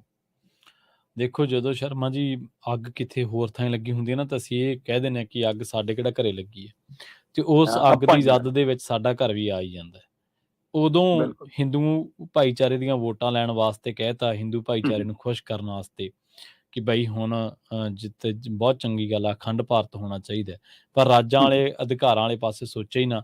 ਹਿੰਦੂ ਭਾਈਚਾਰੇ ਦੀਆਂ ਵੋਟਾਂ ਲੈਣ ਵਾਸਤੇ, ਬਹੁ ਗਿਣਤੀ ਦੀਆਂ ਵੋਟਾਂ ਲੈਣ ਵਾਸਤੇ ਦਿੱਲੀ ਦੇ ਵਿੱਚ ਜਿਹੜੇ NRC ਦੇ ਧਰਨੇ ਲੱਗੇ ਸੀ ਵਿਰੋਧ ਦੇ ਵਿੱਚ, ਉੱਥੇ ਨਹੀਂ ਕੇਜਰੀਵਾਲ ਤੋਂ ਜਾਇਆ ਗਿਆ। ਦਿੱਲੀ ਹਿੰਸਾ ਤੇ ਇੱਕ ਸ਼ਬਦ ਵੀ ਨਹੀਂ ਬੋਲਿਆ ਗਿਆ ਕੇਜਰੀਵਾਲ ਤੋਂ। ਸੋ ਜਿਹੜੇ ਲੋਕਾਂ ਨੂੰ ਇਹ ਲੱਗਦਾ ਨਾ ਕਿ ਕੇਜਰੀਵਾਲ ਬੜਾ ਰੈਵੋਲੂਸ਼ਨਰੀ ਲੀਡਰ ਹੈ, ਜਿਹੜੇ ਲੋਕਾਂ ਨੂੰ ਇਹ ਭੁਲੇਖਾ ਵਾ, ਉਹ ਭੁਲੇਖਾ ਆਪਣਾ ਛੱਡ ਦੇਣ ਕਿ ਕੇਜਰੀਵਾਲ ਸ਼ਾਇਦ ਉਸ ਲਾਈਨ ਤੋਂ ਪਾਸੇ ਦੀ ਰਾਜਨੀਤੀ ਕਰ ਰਿਹਾ। ਨਹੀਂ, ਜਿਸ ਲੈਵਲ ਦੀ ਰਾਜਨੀਤੀ ਕਾਂਗਰਸ ਸੌਫਟ ਹਿੰਦੂਤਵ ਦੀ, ਬੀਜੇਪੀ ਹਾਰਡ ਕੋਰ ਹਿੰਦੂਤਵ ਦੀ, ਤੇ ਇਹ ਵਿਚਾਲੇ ਜੇ ਪਰ ਬਹੁਤ ਗਿਣਤੀ ਨੂੰ ਖੁਸ਼ ਕਰਨ ਦੀ ਜਿਹੜੀ ਰਾਜਨੀਤੀ ਹੈ ਉਹ ਕੇਜਰੀਵਾਲ ਵੀ ਕਰਦਾ। ਬਿਲਕੁਲ ਬਿਲਕੁਲ ਸਹੀ ਫਰਮਾਇਆ ਜੀ। ਇਹ ਕੇਜਰੀਵਾਲ ਉਹੀ ਕੇਜਰੀਵਾਲ ਆ ਜਿਹੜਾ ਦਿੱਲੀ ਹਿੰਸਾ ਤੇ ਬੋਲਿਆ ਕੁਛ ਨਹੀਂ ਤੇ ਸ਼ਾਂਤ ਪੰਜਾਬ ਦੇ ਵਿੱਚ ਤਿਰੰਗਾ ਯਾਤਰਾ ਕੱਢ ਰਿਹਾ ਸੀ ਚੋਣਾਂ ਤੋਂ ਪਹਿਲਾਂ ਜੀ। ਬਿਲਕੁਲ। ਅਗਲੀ ਖਬਰ ਦੇ ਵੱਲ ਵਧੀਏ ਤੇ ਜਾਂਦੇ ਜਾਂਦੇ ਗੱਲ ਕਰੀਏ ਮਣੀਪੁਰ ਤੇ ਹਰਿਆਣੇ ਦੀ। ਸ਼ਰਮਾ ਜੀ, ਮਣੀਪੁਰ ਤੇ ਹਰਿਆਣਾ ਸੜ ਰਿਹਾ, ਪਰ ਮੋਦੀ NDA ਦੀ ਬੈਠਕ ਦੇ ਵਿੱਚ ਕਹਿੰਦੇ ਬਾਂਸੁਰੀ ਵਜਾ ਰਿਹਾ। ਜੀ, ਇਹਦੇ ਵਿੱਚ ਕੋਈ ਸ਼ੱਕ ਨਹੀਂਗਾ ਕਿ ਸੁਪਰੀਮ ਕੋਰਟ ਨੇ ਮਤਲਬ ਬੜੀਆਂ ਝਾੜਾਂ ਮਾਰੀਆਂ, ਚਾਹੇ ਉਹ ਮਣੀਪੁਰ ਦਾ ਪਹਿਲੂ ਰਿਹਾ ਤੇ ਚਾਹੇ ਹੁਣ ਹਰਿਆਣੇ 'ਚ ਜੋ ਕੁਛ ਵਾਪਰ ਰਿਹਾ। ਠੀਕ ਹੈ। ਸੁਪਰੀਮ ਕੋਰਟ ਦੀਆਂ ਝਾੜਾਂ ਦੇ ਬਾਵਜੂਦ ਵੀ ਸਰਕਾਰਾਂ ਤੇ ਕੋਈ ਅਸਰ ਨਹੀਂਗਾ, ਹੈ ਨਾ। ਮਤਲਬ ਸੁਪਰੀਮ ਕੋਰਟ ਦੇ ਕੋਲ ਇੱਕ ਅਪੀਲ ਜਾਂਦੀ ਹੈ ਕਿ ਜੀ ਆਹ ਜਿਹੜੀਆਂ ਬਜਰੰਗ ਦਲ ਨੇ, ਸ਼ਿਵ ਸੈਨਾ ਨੇ, ਹੈ ਨਾ, ਇਹ ਦਿੱਲੀ ਦੇ ਵਿੱਚ ਹੁਣ ਰੋਸ ਰੈਲੀਆਂ ਕਰਨਾ ਚਾਹੁੰਦੇ ਨੇ ਜੀ। ਪ੍ਰਵੀਨ ਜੀ, ਜੇ ਰੋਸ ਰੈਲੀ ਕਰਨੀ ਆ, ਜੋ ਕੁਛ ਹਰਿਆਣੇ 'ਚ ਵਾਪਰਿਆ, ਜੋ ਕੁਛ ਘਟਨਾ ਵਾਪਰਿਆ, ਤਾਂ ਰੋਸ ਰੈਲੀਆਂ ਜਿੰਨੀਆਂ ਕਿ ਮੈਨੂੰ ਪਤਾ ਹੈ ਉਹ ਮਤਲਬ ਕਿ ਸਕੱਤਰੇਤ ਦੇ ਬਾਹਰ, ਮੰਤਰੀਆਂ ਦੇ ਬਾਹਰ, ਮੁੱਖ ਮੰਤਰੀਆਂ ਦੇ ਘਰਾਂ ਮੂਹਰੇ, ਪ੍ਰਧਾਨ ਮੰਤਰੀ ਦੇ ਘਰ ਮੂਹਰੇ, ਹਰਿਆਣਾ ਦੇ, ਜੇ ਹਰਿਆਣੇ 'ਚ ਵਾਪਰਿਆ ਤਾਂ ਹਰਿਆਣਾ ਸਰਕਾਰ ਦੇ ਜਵਾਬ ਦੇ ਕੌਣ ਹੈ? ਸਰਕਾਰ ਹੈ ਨਾ। ਥਾਣੇ ਕਚਹਿਰੀ ਨੇ ਨਹੀਂ ਇਨਸਾਫ ਦਿੱਤਾ, ਉਹਦੇ ਮੂਹਰੇ, ਐਸਡੀਓ ਦੇ ਮੂਹਰੇ 27 ਰੈਲੀਆਂ ਕਰਨ ਲਈ ਮਨਜ਼ੂਰੀ ਮੰਗੀ ਗਈ ਹੈ ਜੀ। ਠੀਕ ਹੈ ਜੀ। ਔਰ 27 ਰੈਲੀਆਂ ਹੋਣੀਆਂ ਕਿੱਥੇ ਨੇ? ਜਿੱਥੇ ਬਹੁ ਗਿਣਤੀ ਮੁਸਲਮਾਨ ਭਾਈਚਾਰਾ ਰਹਿੰਦਾ, ਉਹ ਥਾਵਾਂ ਚੁਣੀਆਂ ਨੇ। ਮਤਲਬ ਤੁਸੀਂ ਰੈਲੀ ਨਹੀਂ ਕਰਨਾ ਚਾਹੁੰਦੇ, ਤੁਸੀਂ ਦਿੱਲੀ ਨੂੰ ਫਿਰ ਅੱਗ ਦੀ ਭੱਠੀ 'ਚ ਝੋਂਕਣਾ ਚਾਹੁੰਦੇ ਹੋ। ਮੈਂ ਕਹਿੰਦਾ ਹਰਿਆਣੇ 'ਚ ਜੋ ਵਾਪਰਿਆ ਉਹ ਕਿਸੇ ਦੀ ਤਾਂ ਗਲਤੀ ਹੈ ਨਾ। ਗਲਤੀ ਨੂੰ ਬੀਜ ਕਿਨੇ ਬੀਜਿਆ, ਚੰਗਿਆਰੀ ਕਿਨੇ ਲਾਈ ਹੈ, ਦੇਖੋ ਅੱਗ ਫਲਾਈ ਕਿਨੇ ਹੈ। ਹੁਣ ਕੀ ਕਹਿ ਰਹੇ ਨੇ ਜਨਾਬ ਕਹਿੰਦੇ ਨੇ ਦੇਸ਼ ਦੇ ਪ੍ਰਧਾਨ ਮੰਤਰੀ ਜੀ, मैं भाजपा कार्यकर्ताओं को अपील के साथ साथ निवेदन करता हूं, रक्षाबंधन पर मुस्लिम बहनों से राखी बंधवाएं। अच्छा, मोदी जी कह रहे ने, ये अपील है जी ਉਹਨਾਂ ਦੀ। अच्छा, ठीक है, पर सुप्रीम कोर्ट की कह रही है, ਕਹਿੰਦੇ ਰੈਲੀ ਕਰਨ ਤੋਂ ਜੇ ਨਹੀਂ ਵੀ ਰੋਕਦੇ, ਯਾਦ ਰੱਖਿਓ ਜੇ ਹੇਟ ਸਪੀਚ ਦਿੱਤੀ ਨਾ ਫਿਰ ਬਖਸ਼ਾਂਗੇ ਨਹੀਂ। ਇਹ ਸਾਰੇ ਪਾੜੇ ਤੁਹਾਡੇ ਕੌੜੇ ਬੋਲਾਂ ਦੇ ਨੇ ਜੀ, ਇਸ ਲਈ ਉਧਰ ਹੋਇਆ। ਪਰ ਪ੍ਰਧਾਨ ਮੰਤਰੀ ਲਈ ਇਸ ਮੌਕੇ ਸਭ ਤੋਂ ਵੱਡਾ ਕੀ ਹੋਣਾ ਚਾਹੀਦਾ? ਜੇਕਰ ਸੰਵਿਧਾਨਕ ਤੌਰ ਤੇ ਦੇਖਿਆ ਜਾਵੇ ਤਾਂ ਮਾਨਸੂਨ ਸੈਸ਼ਨ ਚੱਲ ਰਿਹਾ। ਜੇਕਰ ਤੁਸੀਂ ਸੂਬੇ ਦੀ ਸਥਿਤੀ ਦੇ ਬਾਈ ਦੇਖੋ ਤਾਂ ਮਣੀਪੁਰ, ਹਰਿਆਣਾ ਸਭ ਤੋਂ ਵੱਡੀ ਚੁਣੌਤੀ ਹੈ ਜੀ। ਉਹ ਤੋਂ ਪਹਿਲਾਂ ਹੜ ਆ ਕੇ ਗਏ ਨੇ ਪੰਜਾਬ 'ਚ, ਹਰਿਆਣਾ, ਹਿਮਾਚਲ 'ਚ। ਕਿੰਨੇ ਕੁ ਹੜਾਂ ਦੇ ਵਿੱਚ ਕੋਈ ਗੰਭੀਰ ਬਿਆਨ, ਕੋਈ ਗੰਭੀਰ ਫੇਰੀ, ਕੋਈ ਗੰਭੀਰ ਸਥਿਤੀ ਬਾਜ਼ ਕਰਦੇ, ਮੀਟਿੰਗਾਂ ਕਰਦੇ ਕੋਈ ਨਜ਼ਰ ਆਏ ਹੁਣ ਪ੍ਰਧਾਨ ਮੰਤਰੀ ਦੱਸ ਦਿਓ। ਮਣੀਪੁਰ ਨੂੰ ਲੈ ਕੇ ਕੋਈ ਗੰਭੀਰਤਾ ਨਜ਼ਰ ਆਈ ਹੋਵੇ ਤਾਂ ਦੱਸ ਦਿਓ ਜੀ। ਹੁਣ ਹਰਿਆਣੇ ਤੋਂ ਬਾਅਦ ਕੋਈ ਬਹੁਤ ਵੱਡਾ ਕੋਈ ਮਾਰਕਾ ਮਾਰ ਲਿਆ ਹੋਵੇ, ਹੁਣ ਤਾਂ ਦਿੱਲੀ ਵਿੱਚ ਬੈਠੇ ਹੋ ਜਮਾਈ ਆਇਆ ਹੋਵੇ ਨਜ਼ਰ ਤਾਂ ਦੱਸ ਦਿਓ। ਮੋਦੀ ਜੀ ਨੂੰ ਫਿਕਰ ਬਹੁਤ ਹੈ ਪ੍ਰਵੀਨ ਜੀ। ਉਹ ਫਿਕਰ ਨਾ ਤਾਂ ਸੈਸ਼ਨ ਦਾ, ਨਾ ਦੇਸ਼ ਦਾ, ਨਾ ਹਰਿਆਣੇ ਦਾ, ਨਾ ਮਣੀਪੁਰ ਦਾ, ਨਾ ਆਵਾਮ ਦਾ। ਫਿਕਰ ਹੈ ਤਾਂ ਵੋਟਾਂ ਦਾ 2024 ਦਾ ਤੇ ਐਨਡੀਏ ਦਾ। ਠੀਕ ਹੈ। ਮੰਤਰੀ ਜੀ ਨੇ ਐਨਡੀਏ ਨਾਲ ਸੰਬੰਧਿਤ ਆਪਣੇ ਐਮਪੀਆਂ ਦੇ ਕਲਸਟਰ ਬਣਾਏ ਨੇ, ਗਰੁੱਪ ਬਣਾਏ ਨੇ ਅੱਡੋ-ਅੱਡ ਜੀ। ਤੇ ਗਰੁੱਪ ਬਾਈ ਜੋ ਉਹਨਾਂ ਨਾਲ ਮੀਟਿੰਗਾਂ ਕਰ ਰਹੇ ਨੇ ਤੇ ਉਹਨਾਂ ਨੂੰ ਫਾਰਮੂਲੇ ਸੁਝਾ ਰਹੇ ਨੇ ਕਿ ਹੁਣ ਅਗਲਾ ਜਿੰਨਾ 6 ਮਹੀਨੇ 8 ਮਹੀਨੇ ਸਾਲ ਰਹਿ ਗਿਆ ਆਪਣੇ ਹਲਕੇ ਚੋਂ ਨਹੀਂ ਨਿਕਲਣਾ, ਵੋਟਰਾਂ ਨਾਲ ਐ ਮਿਲੋ। ਕਾਇਦਾ ਤੌਰ ਤੇ ਐਨਡੀਏ ਦੇ 48 ਸੰਸਦ ਮੈਂਬਰਾਂ ਨਾਲ ਮੀਟਿੰਗ ਕੀਤੀ ਹੈ ਜਨਾਬ ਨੇ। ਠੀਕ ਹੈ ਜੀ, ਮੀਟਿੰਗ ਹੈ। ਉਹ ਕਹਿੰਦੇ ਕਿ ਉਹ ਸੜ ਰਿਹਾ ਸੀਗਾ ਤੇ ਨੀਰੋ ਬੰਸਰੀ ਵਜਾ ਰਿਹਾ ਸੀ, ਹਨਾ। ਤੁਸੀਂ ਉਹ ਹਾਲ ਇਹਨਾਂ ਦਾ ਹੋਣਾ ਨਾ ਜੀ, ਰੋਮ ਸੜ ਰਿਹਾ ਤੇ ਨੀਰੋ ਬੰਸਰੀ ਵਜਾ ਰਿਹਾ। ਇੱਧਰ ਹਰਿਆਣਾ, ਮਣੀਪੁਰ 'ਚ ਅੱਗ ਲੱਗੀ ਹੈ, ਦੇਸ਼ 'ਚ ਹਾਹਾਕਾਰ ਮਚੀ ਹੈ, ਦੇਸ਼ ਸ਼ਰਮਸਾਰ ਹੈ ਤੇ ਜਨਾਬ ਨੂੰ ਐਨਡੀਏ ਦੀ ਫਿਕਰ ਪਈ ਹੈ। 48 ਸੰਸਦ ਮੈਂਬਰਾਂ ਨੇ ਐਨਡੀਏ ਨਾਲ ਬੈਠਕ ਕੀਤੀ ਜੀ। ਉਹ ਬੈਠਕ ਦੇ ਵਿੱਚ ਉਹਨਾਂ ਨੂੰ ਟਾਰਗੇਟ ਦਿੱਤਾ ਕਿ ਕਿੱਥੇ ਕਿਵੇਂ ਤੁਸੀਂ ਕੰਮ ਕਰਨਾ ਹੈ, ਕਿਵੇਂ ਜਾਣਾ, ਕਿਵੇਂ ਲੋਕਾਂ 'ਚ ਵਿਚਰਨਾ ਹੈ। ਬਕਾਇਦਾ ਤੌਰ ਤੇ ਉਹਨਾਂ ਨੂੰ ਕਿਹਾ ਕਿ ਫਿਰ ਮੈਨੂੰ ਰਿਪੋਰਟ ਕਰਨੀ ਹੈ ਸਾਰਾ ਕੁਝ। ਹੁਣ ਆਪਣਾ ਹਲਕਾ ਨਹੀਂ ਛੱਡਣਾ, ਜਨ ਸੰਪਰਕ ਅਭਿਆਨ ਚਲਾਓ। ਕਹਿੰਦੇ 9 ਸਾਲਾਂ ਦੀਆਂ ਪ੍ਰਾਪਤੀਆਂ ਗਿਣਾਓ। ਦਿਨ 'ਚ 2 ਕਲਸਟਰਾਂ ਨਾਲ ਮੀਟਿੰਗ ਕਰਨਗੇ ਜਨਾਬ। ਠੀਕ ਹੈ ਜੀ। ਜਿੰਨੇ ਐਨਡੀਏ ਦੇ ਮੈਂਬਰ ਪਾਰਲੀਮੈਂਟ ਨੇ, ਚਾਹੇ ਉਹ 'ਚ ਬੀਜੇਪੀ ਵਾਲੇ ਵੀ ਨੇ, ਚਾਹੇ ਉਹ 'ਚ ਦੂਏ ਦਲ ਵਾਲੇ ਨੇ, ਉਹਨਾਂ ਸਾਰਿਆਂ ਦੇ ਵਿੱਚ ਮਤਲਬ ਰਾਜਨਾਥ ਸਿੰਘ, ਅਮਿਤ ਸ਼ਾਹ, ਅਨੁਪ੍ਰਿਆ ਪਟੇਲ, ਮਹਿੰਦਰ ਨਾਥ ਪਾਂਡੇ ਇਹ ਵੀ ਸ਼ਾਮਲ ਹੋਣਗੇ। 4 ਮਤਲਬ ਕਿ ਜਿਹੜੀਆਂ ਤੇਲੰਗਾਨਾ, ਆਂਧਰਾ ਪ੍ਰਦੇਸ਼, ਤਾਮਿਲਨਾਡੂ, ਕਰਨਾਟਕਾ ਹੈ ਨਾ ਜੀ, ਦੂਜੀ ਮੀਟਿੰਗ ਹੈ ਜਿਹੜੀ ਉਹ ਇਸ ਰੂਪ 'ਚ ਹੋਣੀ ਹੈ 4 ਤਰੀਕ ਨੂੰ, ਕੱਲ ਨੂੰ। ਮਤਲਬ ਕਿ 11 ਕਲਸਟਰਾਂ 'ਚ ਵੰਡਿਆ ਐਨਡੀਏ ਦੇ ਸਾਰੇ। ਇੱਕ ਦਿਨ ਦੇ ਵਿੱਚ 2-2 ਕਲਸਟਰਾਂ ਨਾਲ ਬੈਠਕ ਹੋਣੀ ਹੈ ਜੀ ਤੇ ਲਗਾਤਾਰ ਮਤਲਬ 5 ਦਿਨ ਚੱਲਣੀ ਹੈ ਇਹ, ਹੈ ਨਾ। ਏਦਾਂ ਦਾ ਰੂਪ ਰੇਖਾ ਬਣਾਈ ਹੈ ਜੀ ਤਾਂ ਕਿ 5 ਦਿਨਾਂ ਦੇ ਵਿੱਚ ਇੱਕ 'ਚ 3 ਕਰ ਲੈਣਗੇ, 2 ਦਿਨਾਂ 'ਚ ਬਾਕੀ ਦਿਨਾਂ 'ਚ 2-2 ਕਰ ਲੈਣਗੇ। ਤੇ ਇਹ ਐਨਡੀਏ ਨੂੰ ਪਾਠ ਪੜਾਉਣਾ ਜੀ, ਜਿੱਤਣ ਦੇ ਫਾਰਮੂਲੇ ਸੁਝਾਉਣੇ ਆ। ਸੋ ਇਸ ਲਈ ਇੱਥੋਂ ਹਿਸਾਬ ਲਾ ਲਓ ਕਿ ਦੇਸ਼ ਦੀ ਸਥਿਤੀ ਦੇ ਉੱਤੇ ਕਿੰਨੀ ਕਿ ਇਹਨਾਂ ਦੀ ਨਜ਼ਰਸਾਨੀ ਹੈ, ਕਿੰਨੇ ਕੇ ਗੰਭੀਰ ਨੇ ਪ੍ਰਵੀਨ ਜੀ। ਸ਼ਰਮਾ ਜੀ, ਇਹਨਾਂ ਖਾਸ ਖਬਰਾਂ ਤੇ ਖਾਸ ਜਾਣਕਾਰੀਆਂ ਦੇ ਲਈ ਤੁਹਾਡਾ ਬਹੁਤ-ਬਹੁਤ ਧੰਨਵਾਦ ਜੀ। ਬਹੁਤ ਸ਼ੁਕਰੀਆ ਪ੍ਰਵੀਨ ਜੀ, ਬਹੁਤ ਧੰਨਵਾਦ ਜੀ। ਸੋ ਆਪਣੇ ਨਾਲ ਜੁੜੇ ਸਨ ਦੀਪਕ ਸ਼ਰਮਾ ਚਨਾਰਥਲ ਜੀ, ਜਿਨ੍ਹਾਂ ਦੇ ਨਾਲ ਆਪਾਂ ਕਈ ਅਹਿਮ ਖਬਰਾਂ ਨੂੰ ਲੈ ਕੇ ਚਰਚਾ ਕੀਤੀ ਹੈ। ਵੇਲਾ ਹੋ ਚੱਲਿਆ ਤੁਹਾਡੇ ਤੋਂ ਇਜਾਜ਼ਤ ਲੈਣ ਦਾ। ਜੁੜੇ ਰਹੋ ਪੰਜਾਬੀ ਰੇਡੀਓ USA ਦੇ ਨਾਲ। ਤੇ ਆਖਿਰ ਦੇ ਵਿੱਚ ਇੱਕ ਵਾਰ ਫਿਰ ਤੋਂ ਤੁਹਾਨੂੰ ਸਭ ਨੂੰ ਪਿਆਰ ਸਤਿਕਾਰ ਸਹਿਤ ਸਤਿ ਸ਼੍ਰੀ ਅਕਾਲ।